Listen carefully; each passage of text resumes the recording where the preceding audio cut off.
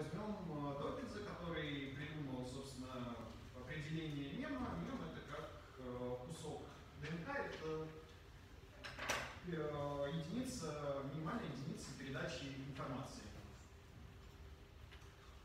На этом слайде есть пример мемов, которые популярны в интернете. Они, сразу предупреждаю, они очень странные. Он сделан скорее для разрядки людей, для того, чтобы показать, что мемы бывают не только смешными, но и абсурдными. Гена, ты такой игривый. Это мой любимый, если честно, мем. Это чтобы вы немножко расслабились после обеда. Ну и вот Ингеборга Дапкунайте, конечно, на фоне помидоров. Я не знаю, как этот мем может помочь статье, например, про Ингеборгу Дапкунайте или про помидоры, но внимание, я просто проверял в своем твиттере, внимание в новостной ленте он очень классно к себе привлекает, и люди очень хорошо кликают по ссылке. Я просто взял статью про Ингеборгу Дапкунайте ради интереса и провел тест. В одно и то же время, с разницей в неделю, выложил эту статью с картинками Ингеборгу Дапкунайте. Спросите, пожалуйста, почитайте, это очень веселая статья. И вот с этой картинкой. Эта картинка набрала в 2 раза больше кликов. Надеюсь, это вам поможет. Ну и из истории мемов тоже небольшой пример. Вот это тоже мем, который почти никто не понимает, и люди, которые варятся вот в этом во всем, они часто употребляют лос. Сейчас я вам объясню, почему это смешно, или хотя бы историю, потому что очень сложно объяснять шутки. Вообще, этот мем начался с обычного комикса, который неожиданно скормил интернет. Если я не ошибаюсь, он был залит в 2009 году художником-иллюстратором, который до этого все время рисовал смешные мемы, смешные ситуации, смешные картинки, комиксы. А тут он сделал комикс про то, что у девушки, главного героя, случился выкидыш. Вот, не самая веселая тема, и все начали на него ругаться, начали везде копировать этот мем, говорить, что мы пришли в интернет за смешными картинками, и это совершенно безволично. В какой-то момент он убрал этот мем отовсюду, попытался, по крайней мере, убрать из блогов, обращаться в СМИ, которые это перепечатали. Вот, но мем пошел по рукам, и все начали делать похожие мемы. Верните эту картинку, которая расшифровывала. Какое? Вот это его расшифровывало? Да, это, я сейчас как раз объясню, это положение людей, если вы посмотрите его, одна палочка, две палочки, одна и горизонтальная. Это положение людей на этом комиксе. Ну, то есть вот один человек, два и буквы Г вперед. Вот, теперь можно найти этот мем-босс в сериалах популярной культуры, их нарезают. Можно найти в популярных клипах, тоже нарезаны, там, вот, если посмотреть положение пальцев, это не особо видно, но видно. И даже некоторые нарезают из классических мультфильмов тоже боссы. И можно увидеть вот это в интернете и не понять, в чем шутка, но, надеюсь, вам чуть легче после этой лекции станет. Хотя бы что-то полезное. Да. Вот. Это тоже мем. Надеюсь, кто-то его видел.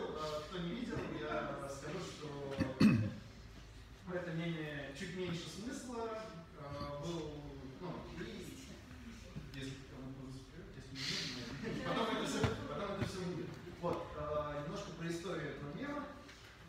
Ее просто нету. Просто если в той истории была какая-то завязка, развязка, оскорбление людей, то тут оскорбление есть, но этот мем буквально загрузился за один день, и его сделал админ паблика «Творим фигню», не будем ругаться матом, и просто раскидал по интернету, и люди начали это форсить. Ну это Лев Алекс? Да, это Лев Алекс из Мадагаскара с подписью... Хорошо, что не нужно, как вчера, произносить эти слова. Вот, почему мем, когда уже будет про СМИ, я опечатался, извините, пожалуйста, про СМИ. Я считаю, что СМИ, они конкурируют, и медиа, они конкурируют за время читателя так же, как и с Netflix, вместе с Instagram Stories. И, в принципе, я рассказываю тут про мемы просто без привязки к СМИ, хотя там дальше чуть-чуть будет. Просто потому, что YouTube авторы научились работать с мемами, а некоторые СМИ не особо хорошо это умеют, да, что про это тоже будет. Почему мемы всем так нужны? То есть они нужны не только СМИ, вот эти эмодзи это тоже мем, они это взяли просто эмодзи, начали его переделывать, почему-то это смешно. Как можно сказать про большое количество мемов. Людям мемы нужны для того, чтобы взять картинку, запостить ее к себе в Facebook, в Twitter, ВК, потом получить 1000 лайков, получить одобрение от друзей, от знакомых. Брендам они нужны для того, чтобы выполнять KPI по мемам, по переходам и по всяким другим вещам. Ну и СМИ и медиа, собственно, тоже с помощью мемов. Банальный пример Лентач, который ни одну новость без мемов не выпускает. Вот. Бренды, вот пример, как бренды делают мемы. Это не самый удачный мем, скорее всего, над ним потрудились огромное количество человек, огромное количество итераций, согласований было пройдено и получилась странная вещь. И вот второй мем, который набрал в 20 раз больше лайков, если кто не читал, это Pornhub и наложено на него золотое сечение. То есть это сделал один человек, от идеи до реализации, я спрашивал, прошло буквально 5 минут, и разница в охватах и в кликах на лайки, она видна. Это мысль про то, что, скорее всего, если вы хотите быть успешными в мемах, нужно дать больше свободы своему СММщику и не особо его гонять с согласованием, потому что инфоповоды умирают очень быстро. А сейчас будет секция как раз про то, как не нужно делать мемы, как не нужно их применять. Обычно бывает так, то есть, я надеюсь, это очень видно, это видно. То есть много людей собираются совет, говорят, мы получили инфоповод. Давайте сделаем хорошо. Все начинают советоваться, как сделать хорошо, как сделать, чтобы смеялся. Получается не особо. Можно попытаться сделать красиво и забить на дизайн. Получим вот Путин и Шугрин. Это тоже вроде бы мем. Можно пытаться побежать за лайками и забить на здравый смысл. Это вот пример Сколково, который, как по мне... Почему? А? Просто почему? Зачем? Можно забить на чувство юмора. Это вкусовщина, конечно, но оставить жену с голой спиской и заголовок «Москвичи ухуели», это довольно посредственные шутки. Можно забить на меньшинство, и это мой любимый пример, как, опять же, еще раз повторюсь, что я говорю тут в основном про бренды, потому что СМИ в новостной ленте Фейсбука и в повестке людей нужно будет конкурировать, опять же, и с клином, и с телемобилем за внимание пользователей. И нету такого, что человек просто думает, какой бы медиа мне прочитать, и я открою специальную новостную ленту, где есть только медиа, и нет ничего больше, и буду выбирать только из медиа.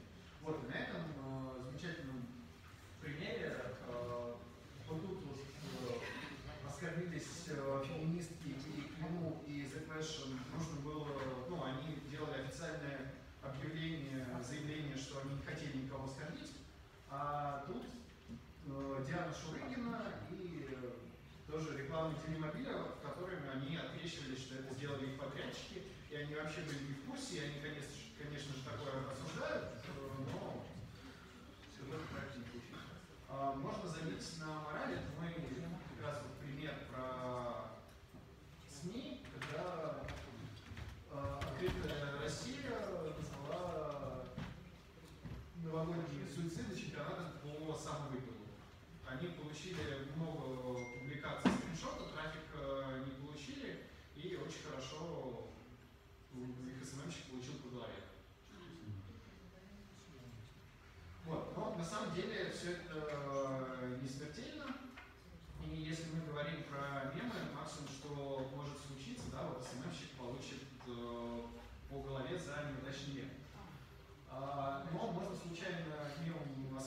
государства, как мы все знаем, есть 282 статья.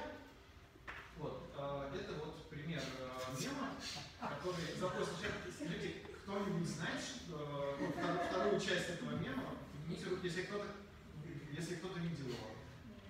Ну, можете попробовать предположить, что у нас есть. Картина. А? Туристическая картина. Ну вот. Не бутью должно быть. Нет. Ну, это вот 282 статья, человека хотели посадить вот за то, что он запустил этот мем. Это выглядит вот так. Когда впервые встретил тебя, ты не хочешь его отпускать. Это вот оскорбление, оскорбление по национальному признаку. Я специально писал пример мема, чтобы вы тут не смотрели экстремистские материалы. Больше 400 уголовных дел по 202 статье только за 2017 год было. Ну, это к слову о том, что мемы это не шутки. Вот. Это то, что я хотел сказать в начале немножко, что я, кроме того, что занимаюсь в Питчере, ну, вот в нашем агентстве аккаунт-менеджером, проектами всякими, я еще делаю вещи из так называемого бесполезного интернета. И, например, текстовые мемы, за которые ты сядешь, это твиттер, в котором я собрал те картинки, описание из уголовных дел тех картинок, за которые людей хотели посадить. Я надеюсь, это будет тоже такие отрицательные примеры, которые позволят не повторить ошибок и поменьше оскорблять других. Пусть даже и я уверен, что никто не хочет оскорблять ни бурятов, ни людей из Паранже, ни Чеченскую республику. Вот. Ну, главная мысль, что мемы это не шутки, это, во-первых, сложная вещь, во-вторых, очень сложно поймать грань. Какие-то отрицательные примеры мемов я показал. Вот. В принципе, между двумя судьями пошутить и не пошутить шутку всегда лучше выбирать не пошутить, если она не кажется вам разрывающей. Вот. В принципе, я рассказал, я думаю, что я могу сейчас ответить на вопросы, я старался чуть быстрее, чтобы был вопрос, чтобы потом не торопили вас. Ну вот пирожок, он мем, стишок пирожок, это готовый? Стишок пирожок является мемом. Ну, то есть формат самого пирожка, он стал в какой-то момент мемом, да. Ну, то есть кто-то начал его делать, и после того, как он начал, вот этот стишок пирожок, он начал модифицироваться, он получил какую-то форму, то есть это без знаков препинания, без заглавных букв стихи, написанные определенным размером, с панчлайном, там, пару слов в конце. И вот как раз, когда началась эта мутация внутри одной формы и генерация новых стишков-пирожков, он как раз стал мемом. Сколько мемов на вашей совести? Мемом? Да. Это очень сложный вопрос. Я недавно смотрел статистику своего твиттера. У меня, получается, в месяц выходит примерно 300-500 твитов. Соответственно, давайте возьмем 10% из них будет с картинками, это 30-50 картинок в месяц.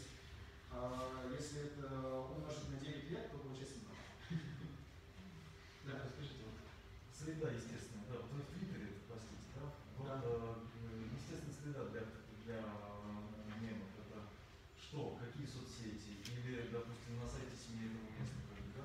То есть вот, потому что сейчас кто-то услышит из региона, кстати, да, и начнут постить у себя там новостями. Я считаю, что мем, вот сейчас пример мемов перенесу.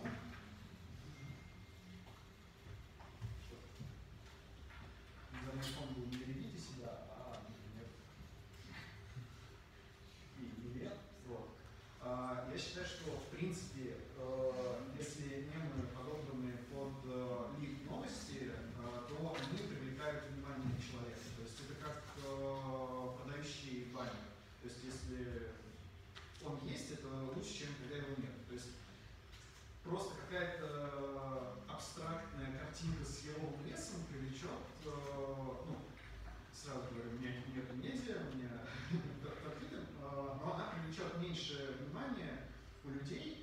чем мем про этот лес, который, в принципе, про все есть мемы, и внимание людей будет привлечено. Ну, просто потому, что на сайте СМИ, скорее всего, люди не ожидают увидеть мем, и это будет какая-то, ну, такая яркое пятно, какое-то яркое пятно, которое, собственно, привлечет их внимание и за которым, по идее, должен последовать фильм. А вот, ну, я так подозреваю, что, скорее всего, часто мемы чужие используют СМИ, там, да, допустим, ну, где-то в паблике, где-то в соцсетях. Ну, вы как автор, у вас воровали мемы, как вы к этому относитесь?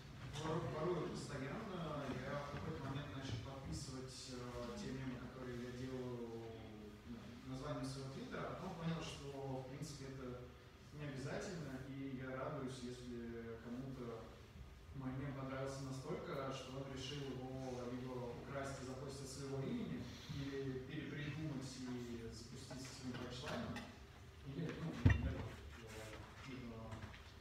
ну, на Дашне были мои мемы, например, я сейчас не вспомню, где еще, но часто бывает так, что берут мемы, постят в соцсети, ну, всем хорошо. Ну, хотели, чтобы это там стало объектом авторского права? Мемы? Да. Я считаю, что, ну, вот именно я считаю, ну, вот у меня такое мое личное мнение, что объектом авторского права должны становиться вещи, на которые потрачено больше определенного количества времени. То есть, если человек, ну, скорее всего, кто-то со мной не согласится, это нормально, но если человек, ну, я все свои мемы делаю на телефоне, у меня от идеи до реализации уходит 3-5 минут, и я думаю, что нет, это не должно быть объектом авторского права, если сам художник, как, например, Георгий, не хочет обратного. А так, в принципе, у художников, которые рисуют мемы, которые занимают большое количество времени, уже есть свой уникальный стиль, который, в принципе, узнаваем. Если ты возьмешь рисунок этого художника, запустишь от своего имени, скажешь, смотрите, что я нарисовал, ну, тебя не похвалят в интернете. А вы как-то зарабатываете на этом? Ну, я зарабатываю на Твиттере, продавая там нативную рекламу. Да. А как быть с авторскими правами на изображения, которые вы берете изначально? Что об этом говорит мировое и российское законодательство? К счастью, те изображения, которые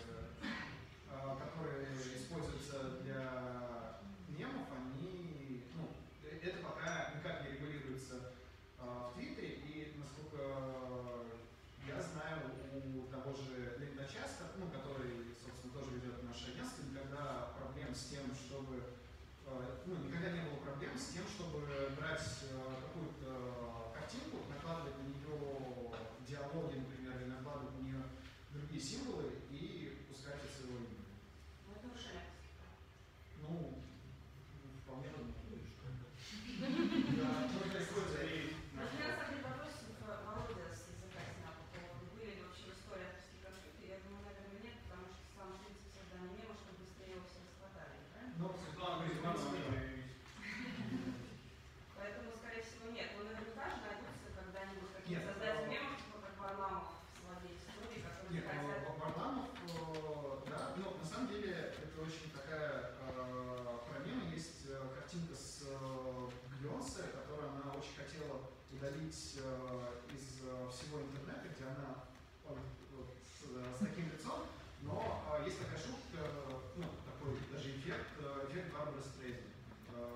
Когда ты пытаешься что-то удалить из интернета или на что-то заявить свои права, то, скорее всего, интернет там не пощадит, и толпы людей начнут это постить и начнут изменять изображение, уходя в степень, перерисовывать начнут изображение, начнут накладывать дополнительные картинки на это изображение, чтобы они не попадали под категорию, например, снимков